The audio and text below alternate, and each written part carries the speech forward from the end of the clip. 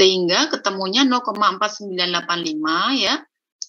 Jadi persentase cacat supplier itu 3%, dia hanya punya probabilitas diterima oleh perusahaan itu hanya sebesar 49,85% saja. Jadi cukup kecil ya. Dia harus memperbaiki produknya kalau dia mau meningkatkan probabilitasnya. Nah, di sini ini adalah pengaruh perubahan N dan C terhadap OC curve gitu ya. Di sini kalian bisa melihat ini kan OC curve seperti ini ya. Tertinggi. Jadi makin dia makin langsing itu berarti makin probabilitasnya makin bagus, makin besar ya. 100% itu makin bagus yang yang diterima gitu ya, yang diterima oleh perusahaan. Kalau tadi ini kan 3%, ini 3% dia hanya 4985 gitu. Saya ini kan biar bisa melihat.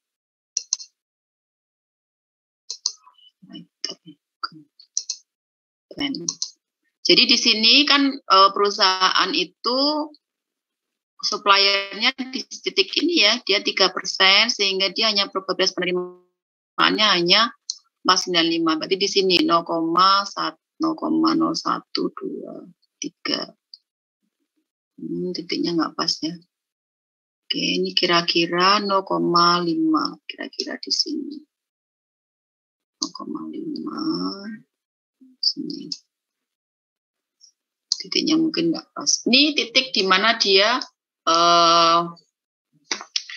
saat ini, kondisi saat ini. Kalau dia mau, jadi ini kan sangat kecil. Dia hanya 40 atau 50%, sekitar 40-50%. Ya, kalau dia mau meningkatkan sampai misalnya 90%, berarti dia harus memperbaiki ininya. Nah, ini kira-kira dia harus sekitar fraksi cacatnya sekitar 0,015 ya, misalnya sekitar 0,01 atau 0,015% ini harus dia turunkan persentase cacatnya, begitu. Jadi semakin kurus seperti ini, dia berarti semakin baik ya perusahaannya, semakin baik produknya gitu. Jadi ini bacanya begitu ya, antara sisi fraksi cacat dan juga probabilitas penerimaannya. Jadi di sini adalah PA, probabilitas penerimaannya, sementara di sini adalah fraksi cacatnya atau P. Gitu. Sampai sini paham kan?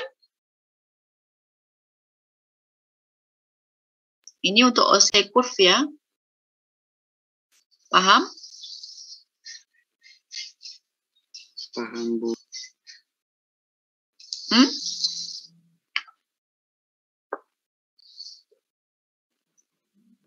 Paham ya? Jadi nanti kalau yang ini ya kita hanya next slide atau slide terakhir kita, ini kita hanya membandingkan ya, ketika misalnya ini N berubah, C tetap, kemudian N-nya lebih besar, kurva makin curam, maka semakin sensitif, atau dia berarti semakin ketat gitu. Ya, ketika N-nya lebih logis kan, kalau N-nya lebih besar, kita pakai sampel lebih besar kan berarti semakin ketat. Ya kan, kita pakai logika saja. Kalau kita hanya meneliti 1, bisa saja dia lolos. Tapi kalau kita meneliti 100, nah itu ada kemungkinan bisa kita bisa nemu 2 produk yang cacat itu kemungkinan lebih besar. Jadi lebih sensitif ya, ketika N-nya besar. Ini kalau C-nya tetap, atau tadi batasan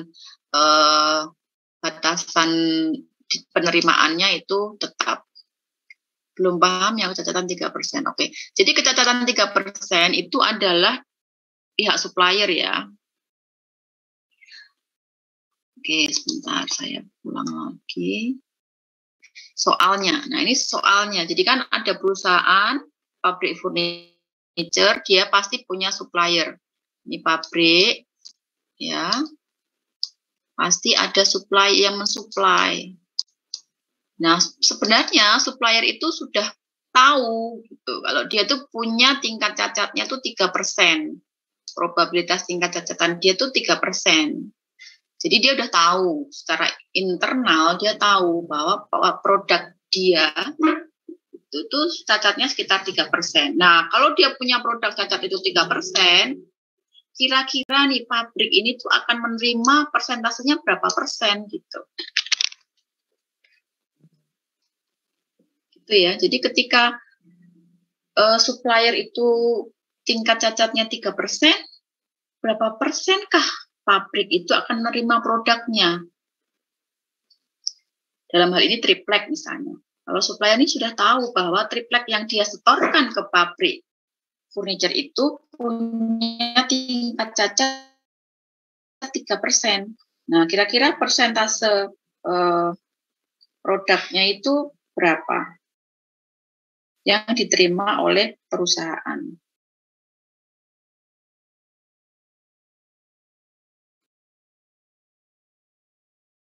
Gitu. Oke. Ya, jadi kemudian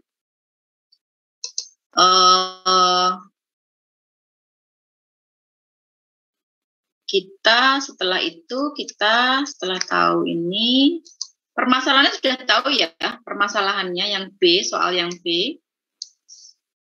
Sudah tahu permasalahannya? Saya nih supplier, saya tahu produk sudah tahu ya. Jadi kira-kira perusahaan tuh mau menerimanya tuh berapa persen sih gitu. Peluang perusahaan menerima tuh berapa persen gitu. Nah, cara mencarinya kita terkait dengan distribusi Poisson tadi. Ya, distribusi Poisson tadi karena sampelnya itu lebih dari 25. Jadi kita menggunakan distribusi Poisson gitu ya. Yang sudah saya bagikan. Rumusannya adalah ini probabilitas penerimaan dari supplier ya itu adalah ketika D kurang sama dengan 2 atau ketika reject kurang sama dengan 2. Ini ada di soal ya. Tadi bahwa perusahaan mengatakan kalau lebih dari 2 maka dia akan reject gitu. Lot itu. Jadi ini soal. D kurang sama dengan 2. Ya, jadi kalau reject kurang sama dengan 2 itu diterima, tapi kalau lebih dari 2 dia akan tolak. Karena ini penerimaan, jadi dia kurang sama dengan 2. Gitu. Sampai sini udah tahu ya. Kemudian kita mau cari persentasenya itu dari distribusi Poisson. Rumusnya adalah kita cari lambdanya. Lambdanya itu adalah N dikalikan dengan P. P itu probabilitas cacat tadi oleh supplier. Supplier sudah tahu probabilitas cacatnya. Yaitu 3%. N-nya adalah 89. Sehingga ketemunya adalah 2,67. Oke. Ketemunya adalah 2,67 ini. Ini dari 89 kali 3. Nanti saya tambahkan di catatannya biar lebih jelas untuk P dan N-nya. Kemudian dari data ini poin 2,67 itu kita cari probabilitasnya melalui tabel distribusi Poisson yang sudah saya bagikan. Sudah tahu belum? Sudah megang kan kalian? Sudah megang ya? Halo? Kemarin sudah saya bagikan ada 4 ya. Ada probabilitas distribusi Poisson, kemudian yang tadi military standar,